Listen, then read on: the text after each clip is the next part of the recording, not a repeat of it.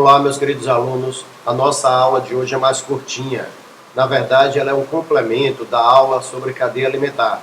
Nós vamos conversar sobre pirâmides ecológicas.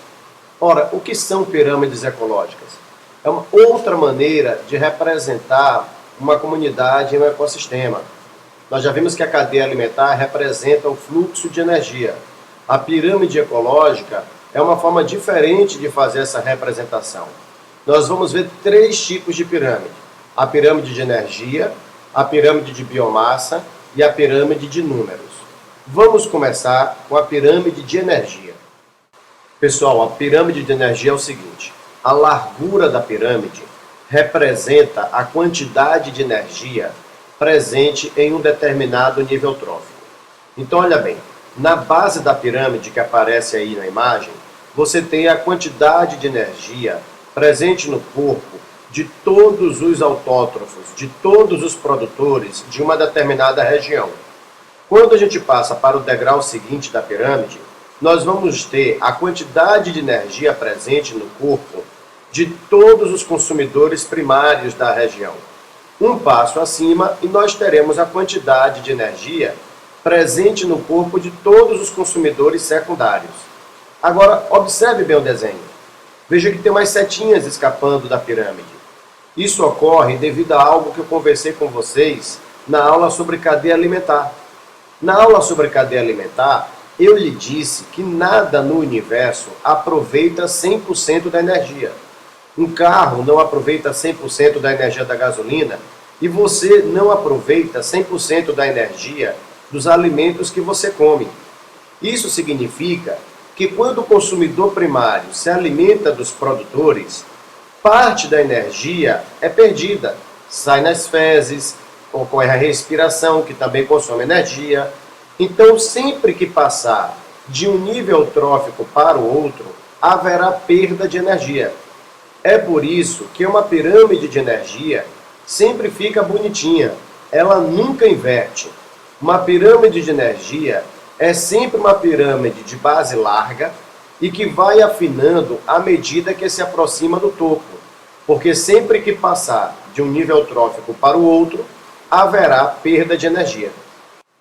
Essa perda de energia na passagem dos níveis tróficos explica o fato do número de níveis tróficos não ser infinito. Você veja que você tem consumidor de quarta ordem, consumidor de quinta ordem, mas não existe consumidor de 15ª ordem, consumidor de 20ª ordem. Não dá. Então veja, por que a quantidade de níveis tróficos em uma cadeia alimentar é limitada? É limitada porque, como ocorre essa perda de energia, chega a um ponto que não há mais energia suficiente para sustentar um próximo nível trófico. Por isso que as cadeias alimentares são finitas. Chega o ponto que a gente diz assim: aqui é o topo da cadeia alimentar. Bom, essa então foi a pirâmide de energia. Vamos analisar agora a pirâmide de biomassa. Na pirâmide de biomassa, a largura da pirâmide representa a quantidade de massa presente no corpo de todos os organismos presentes em um determinado nível trófico. Por exemplo, no desenho que está aparecendo, em verde, na base da pirâmide, nós temos o capim. Então, essa largura em verde representa a biomassa total do capim presente em uma determinada região.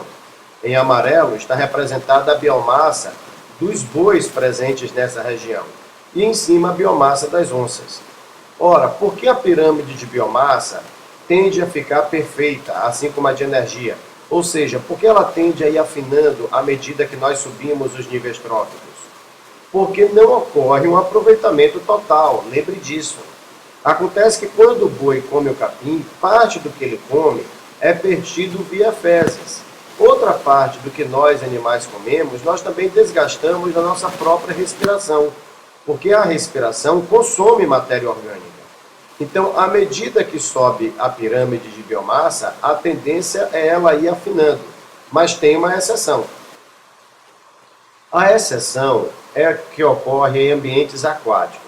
Em ambientes aquáticos, a biomassa do fitoplâncton, que são os produtores, pode ser menor do que a do zooplâncton, como a figura mostra.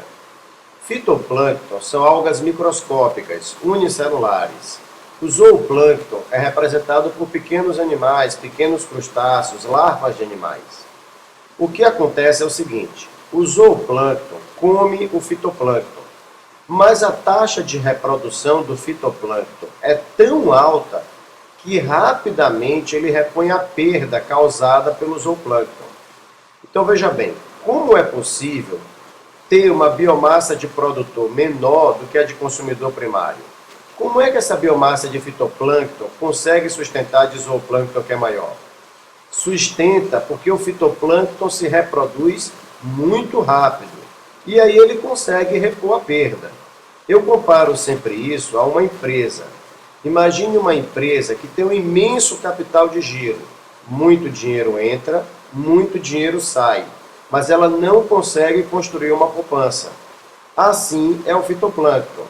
Muitos morrem, muitos nascem, mas não conseguem acumular biomassa. Então lembre-se, o único caso em que uma pirâmide de biomassa inverte, o único caso em que uma pirâmide de biomassa fica com a base mais estreita do que o nível acima, é em ambientes aquáticos, e isso é possível devido à grande reprodução do fitoplâncton. A última pirâmide que nós temos para estudar é a pirâmide de números. Vamos observar. Veja como uma pirâmide de números pode ficar esquisita, com uma base bem mais estreita do que os níveis superiores. O que acontece é que na pirâmide de números, a largura da pirâmide representa a quantidade de indivíduos presentes em um determinado nível trófico. Então é claro que a quantidade de insetos que podem viver em cima de uma árvore é muito grande, é muito maior do que a quantidade de árvores. A quantidade de protozoários que podem parasitar um inseto é maior do que a quantidade de insetos. Isso faz a pirâmide de números inverter com facilidade. Na verdade, toda vez que você tiver um organismo menor se alimentando de outro maior, a tendência é a pirâmide de números inverter. Por exemplo, quantos carrapatos podem se alimentar de um boi? A pirâmide de números vai inverter. Então, concluindo, nós podemos dizer o seguinte: a pirâmide de energia nunca inverte. Pirâmide de energia nunca inverte. A pirâmide de biomassa só inverte em ambientes aquáticos, com a questão do fitoplâncton. E a pirâmide de números inverte com muita facilidade. Basta que um organismo menor se alimente de outro maior. Pessoal, essa foi nossa aula sobre pirâmides ecológicas. Até mais!